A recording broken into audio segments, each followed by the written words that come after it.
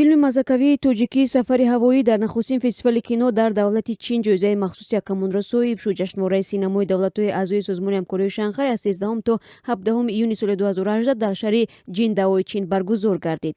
фестивал дар 8 давр гузашта, дар он 55 филми беҳтарин аз 8 давлати аъзои Созмони ҳамкории Шанхай ва 4 кишвари нозир намоиш дода шуданд.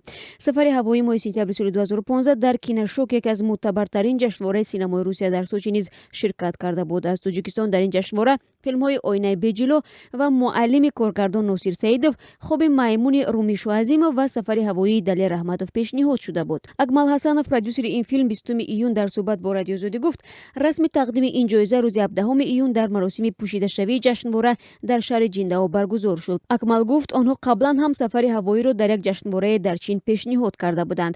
«Сафари ҳавоӣ» маҳсули коргардон Далер Раҳматов ва продюсер Акмал Ҳасанов достони ҷолиби як ҷавони фаронсавист, ки кураи ҳавоияш дар як рӯсто дар кӯҳистони Тоҷикистон поин мешавад. Иттифоқан дар ин рӯсто ҷавони ҳамсол ва зоҳиран шабеҳи ӯ бо номи Сафар ба сар мебарад ва аҳли рӯсто гумон мекунанд, ки ин фаронсавӣ дар асл ҳамон Сафар аст, вале ба кадом миллате забони тоҷикиро фаромӯш кардааст ва хишу ақрабо ҳатто модарашро ҳам намешиносад.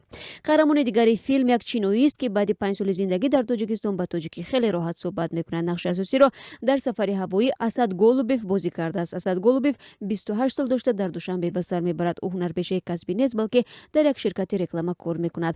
муаллифон мегӯянд «Сафари ҳавоӣ» филмест, ки онро бо камоли майл ва бидуни ягон шарму изо метавон дар саҳнаи байналмилалӣ ҳамчун маҳсули ҳунарии Тоҷикистон намоиш дод. муаллифони ин филм мегӯянд, то имрӯз даҳо ҷоизаро соҳиб шудааст.